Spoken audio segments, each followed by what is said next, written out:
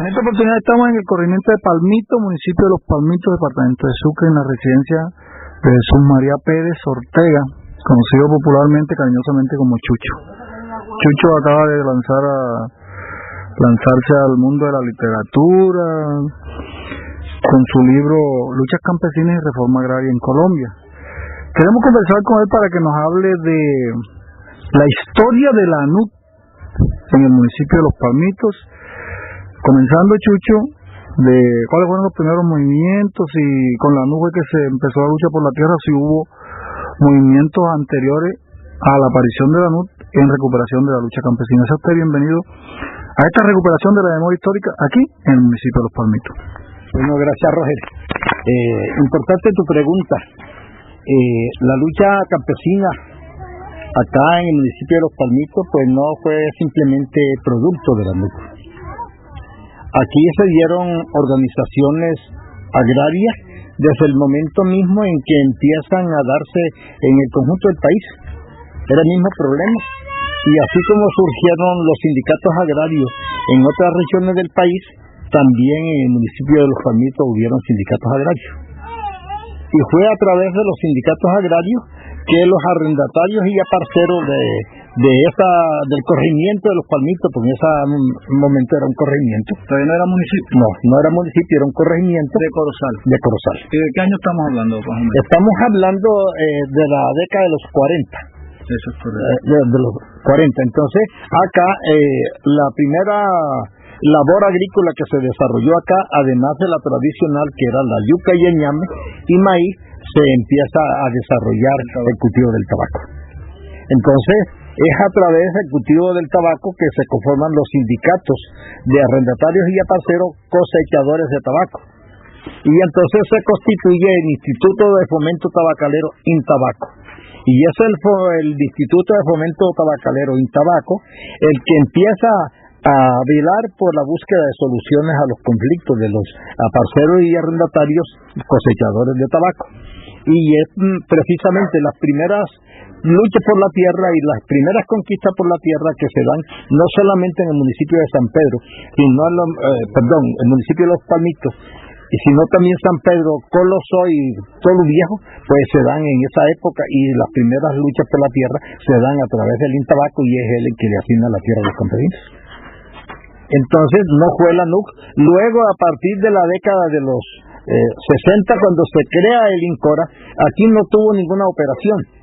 Aquí empieza el movimiento de usuarios campesinos, es a partir de 1969, cuando se creó la Asociación Nacional Departamental de Usuarios, y se creó entonces, después de la creación del departamento de Sucre, se constituye la Junta Municipal de Los Palmitos.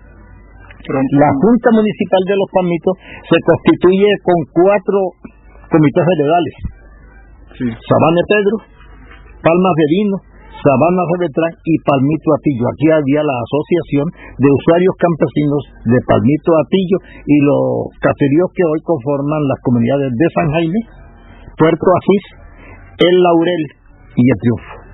Ustedes fueron pioneros en la organización, en la ANUC, la Asociación de Usuarios Campesinos, que inicialmente tengo entendido que no nació como para tomarse finca, sino para acceder a los servicios de la Caja y de la reforma agraria. Correcto. El objetivo fundamental de la lucha por la tierra y el fundamento de la reforma agraria planteada por Llera era de que los campesinos pobres, arrendatarios y aparceras tuvieran acceso a los servicios del Estado. Y como la base de la economía es la tierra, pues lógico, tenía que ir acompañada de la lucha por la tierra para poder tener acceso a los servicios como la asistencia técnica, el crédito, el mercadeo y la misma educación. Es la ANUC, a través de su lucha, la que lleva al campo no solamente este tipo de reivindicaciones, sino también la educación primaria. Usted en su libro dice que los terratenientes y sobre todo el Partido Conservador no les jalaron a la reforma agraria, ellos se opusieron, y fue Llera quien tuvo que organizar a los campesinos por iniciativa de Llera para que accedieran a la tierra, a la reforma agraria. Claro, porque es que el ponente de la ley, del proyecto de ley social agraria que se aprobó en diciembre de 1961, con el número 135, fue el doctor Llera Restrepo como senador de la República. Y el tropiezo más grande que tuvo Llera para la aprobación del proyecto de ley fue el Partido Conservador, inclusive el ala radical del Partido Liberal, liderada por Alfonso López Miquels, que seguía la estrategia de desarrollo planteada en esos momentos por Lauquín Curri. Bueno, entonces cuéntanos un poco, ¿cuándo comienza la recuperación de tierra aquí en el municipio? Básicamente el municipio de Palmito. Que usted recuerde, ¿cuál fue la primera finca que se invadió? Pero también, hablando de esa estética de la finca, también hablemos de las directivas, quiénes fueron los primeros presidentes, por lo menos en estos comités que usted mencionó. Aquí, repito, primero se constituyeron estos comités, en estos corregimientos, los 4 comités. Y con esos comités se constituye la Junta Directiva Municipal. El primer presidente que tuvo la Junta Directiva Municipal fue Liborio Díaz Cárdenas. ¿De dónde? Del municipio de Los Palmitos, de la cabecera municipal.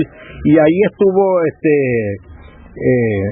Felipe Muñoz y Carmelo Muñoz Sierra de Sabana de Pedro, que eran los directivos de Sabana de Pedro.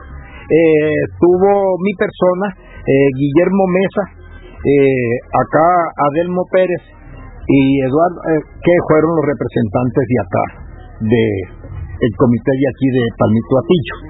Y ya estuvo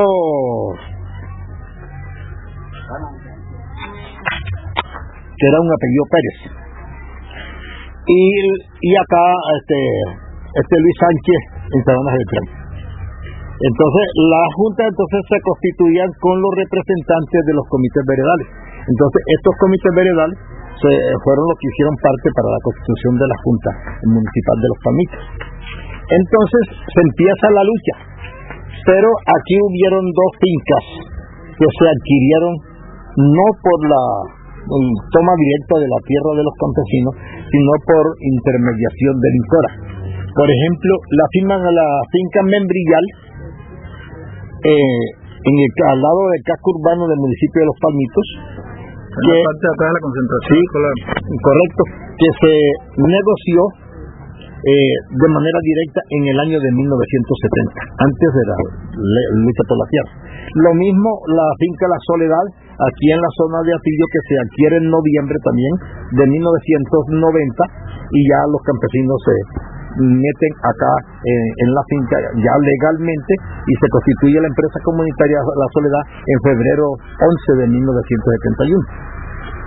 De ahí es que entonces la empresa comunitaria La Soledad, en un acto solidario, es la que empieza la lucha en la zona, porque en la finca La Soledad, que se adquirió por la modalidad de arrendatario y aparceros, pues tenía 86 familias de aparceros, pero la finca no tenía sino 300 hectáreas, no cabíamos todos, porque no había para constituir la unidad agrícola familiar. Entonces se llega a un acuerdo con el INCORA, y era de que, se adjudicaba la finca a 35 familias y las otras 40 familias que sobraban, entonces pues se seguía luchando. Entonces por eso el 21 de febrero todos los asociados de la empresa comunitaria La Soledad y los que no tenían parcela pero que estaban trabajando en la finca La Soledad, pues nos tomamos la finca La Villaluz. Ahí empieza entonces la lucha por la finca de la Villaluz, y es entonces cuando la gente que hoy conforma la comunidad de San Jaime eran gente que estaban en la finca La Soledad, y entonces pasaron a San Jaime ya después de la lucha por la tierra. ¿Quiénes eran los propietarios de esta finca que usted ha mencionado? La finca La Soledad era de propiedad de Pedro Vivero Baena, y la de acá de Corozalero. Sí. Y la finca La Villaluz era propietario Alejandro Francisco García Badel. Pero como ya él había muerto, entonces los que administraban eran los hijos. ¿De dónde eran ellos? Ellos eran de ovejas. Ovejeros, claro. Ellos eran ovejeros. Entonces la finca se llama San Jaime porque la finca tenía 5 divisiones, que cada una tenía el nombre de uno de los hijos de Alejandro García. Entonces San Jaime que era un hijo de Andas, era una división. Puerto Asís, que fue último, fue que la compraron después, pero San Carlos era porque él tenía un hijo que llamaban Carlos. San José era porque tenía un hijo que llamaban José, y Monte Carmelo era porque tenía un hijo que llamaban Carmel. Entonces por eso la finca, y ya existía la división Villaluz, porque la mamá de ellos, esposa de Francisco García Abadel, era Luz Martel. El apellido suena como Corozalero. Es que ambos eran corozaleros. Es que María Badel, la mamá de estos muchachos, la esposa de Alejandro Francisco, era de los Badeles de Corozal. Don Chucho, ¿y las extensiones de esa finca, las primeras recuperadas? Bueno, aquí como le decía, aquí la Villaluz era una finca que tenía unas 500 hectáreas.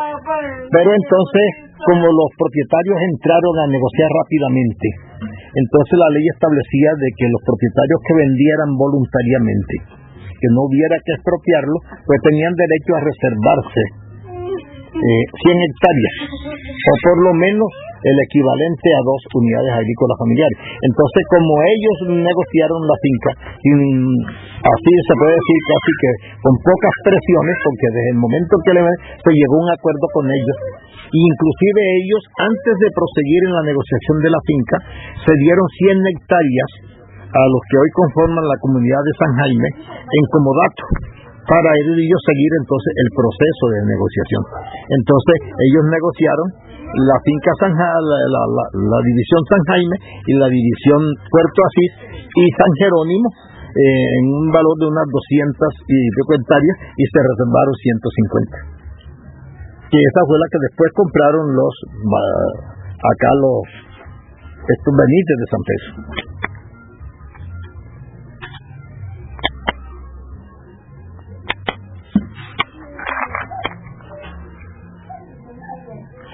Bueno, usted habló ahorita de una fecha que es histórica, que es simbólica, muy trascendental, el 21 de febrero. Usted dice, dieron la orden y el 21 de febrero, ¿qué pasó aquí en Los Palmitos de esa fecha?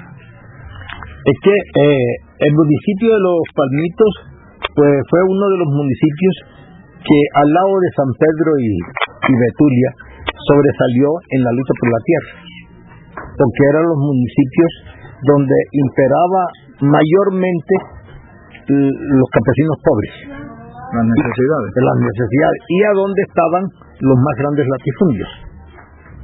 Entonces fue a donde tuvo mayor connotación de la lucha por la tierra. Aquí el 21 de febrero se invadieron o se recuperaron, como decimos nosotros, 12 predios, y esos 12 predios políticos se adquirieron. 21 de febrero de 1971. Claro. El 21 de febrero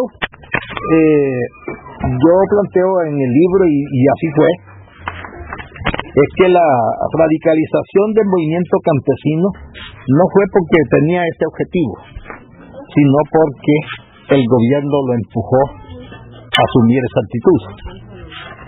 Como decíamos, los conservadores fueron enemigos de la aprobación de la ley 135, y luego en la ley 135, si mal no recuerdo, en el artículo 81 de la ley estaba establecido la disposición de organizar a los campesinos.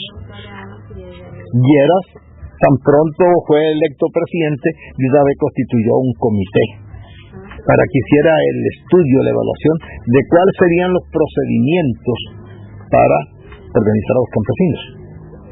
Y ese comité fue conformado por todos los institutos descentralizados y los partidos políticos. Ahí estuvo el Partido Liberal y estuvo el Partido Conservador, y el representante del Partido Conservador era el doctor de apellido Misas, un senador.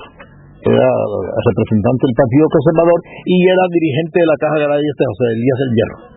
Y siempre en el comité José Elías del Hierro estuvo en contra de que se organizaran los campesinos, porque según él era un peligro.